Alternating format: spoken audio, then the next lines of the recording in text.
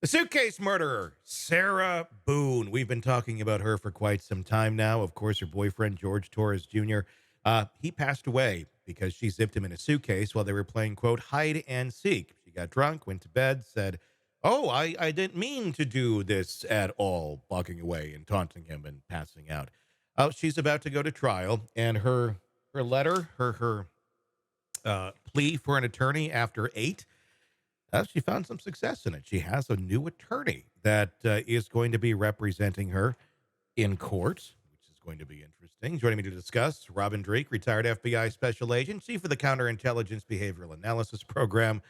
What's your reaction to the new attorney who, basically saw the ad for Star Search and said, sign me up, Ed? Well, her ad worked. She Yeah. knew that whatever she writes in jail is public knowledge, and so she got free advertising. And this guy took the bait for free advertising marketing for him. From what I understand, he's gonna try for the battered spouse, battered partner syndrome Hmm. as a defense. It's a stretch, because stupid is as stupid does, and when you videotape you being drunk and killing your boyfriend in a suitcase, and then when you throw on top of that her 911 call with zero effect, as we talk in our behavior stuff, and she uses the language herself saying, I put him in the suitcase, not he got in the suitcase, I put him in the suitcase. And then you listen to his calls and pleas to please let out as he dies in front of her, Yeah. as she's passed out from alcohol. Because once again, Tony, we have the case of if she only drank more, it would have gone even much better. In this case, I'm wondering, maybe it would have, honestly. Like, what if she had drinking more, would she have gotten to an emotional state of like, oh, I remember the good times, let me unzip you? It's like Or the only possible case where I would say maybe, because it clearly didn't end well the way she was. you very make a good point there, because when she was on the video recording herself, she was slurring a lot of her words. She was very Yeah. inebriated. Yeah. And if she had gotten so drunk that she had an inability to zip that suitcase closed, this never might have happened. Yeah, I mean, it may be the only case ever where had she drinking more, this would have turned out better. That's of At any least to be case. alive. But it's so just bizarre. I mean, of course she plays the role of I was passed out. I didn't realize this happened. And I don't know. I mean, maybe she didn't at the end of the day, if she was sober, I don't think she probably would have done this. But she did do it. And that's the reality. So it's interesting, when you look at, and I encourage everyone listening to go do this on your own. If you go on to Google, as I do a lot of these cases, when we've got little nuances here, just look up OCPD, obsessive compulsive personality disorder, Mhm, and the results you get there. So here's some symptoms of people that have this: mhm. being stubborn, having difficulty working with others, being fixated on a single idea, having difficulty coping with criticism, being unaware of their own emotions, valuing accomplishment over fun. So that's just kind of a list. So think about her and her hard time she's having with her attorneys that she kept firing, firing, firing. Her stapling her own clothes against the rules, trying to alter the look that she has in the courtroom. She is constantly thinking herself smarter and better than everyone else and getting very stubborn and even um, non-compliant around it. And then the fact that both of them have had charges that they charge each other with Mhm. hurting each other. So it was a violent relationship as well from court records.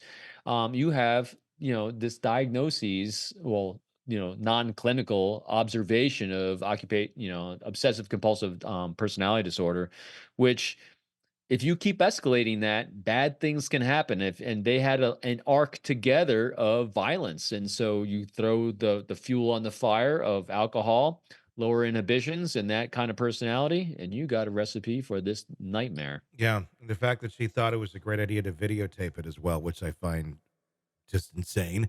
But again, probably at that moment, she wasn't thinking he was going to die. She thought, "Oh, I'll look back on this and laugh at it later."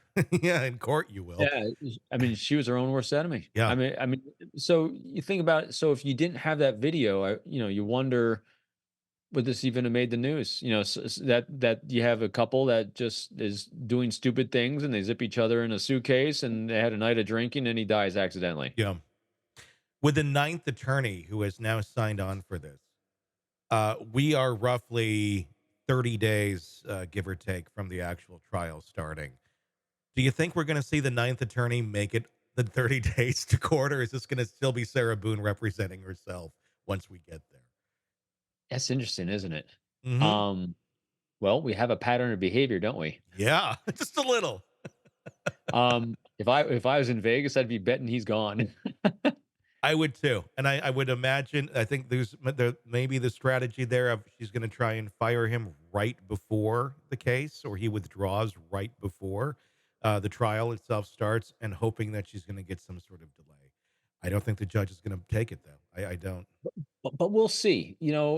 It's looking at her in the courtroom is I've watched a lot of video on her. I mean, she's highly functional. She's Hmm. very good. She's not legally intelligent, but she seems halfway intelligent, at least for being able to Crafty. cognate it. Yeah. And so craft is a good way to put it. And so it'll be interesting to see if she's actually learned, and like again, even if you have obsessive compulsive personality disorder, she's has the ability to learn. And so if she's learning in an arc of learning and realizing and having aha moments that actually need an attorney, and maybe the reality of what is transpiring, it will hit her, Hmm. because the everything she said, like most of the people we've talked about in the cases that we cover, the entire focus is on her. Hmm. Me, me, me, me, me, me. Well, that could actually help her want to keep the lawyer, because if her focus is on her and life in jail, and if she doesn't have an attorney, she's going to spend a lot of time in there. Maybe she'll decide to keep him.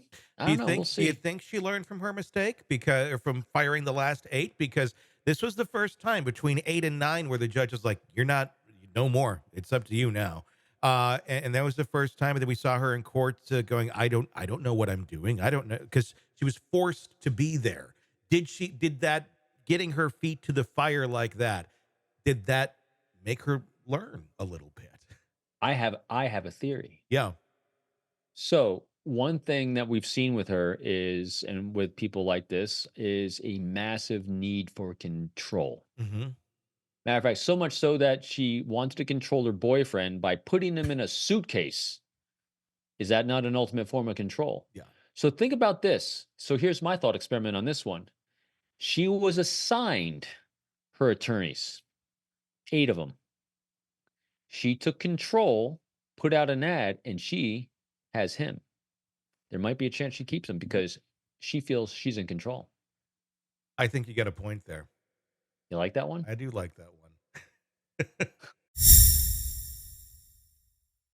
Hey, thanks for checking out the video. Be sure to follow us wherever you download podcasts, and especially Apple Podcasts, where you can get advanced episode and premium content on our premium channel right there. Also, be sure to follow us on social media so you don't miss any breaking updates on the stories that matter to you most. We're on TikTok, X, Instagram, Facebook. Just search Hidden Killers Podcast with Tony Brueski, and you'll find us right there. Again, thanks for watching.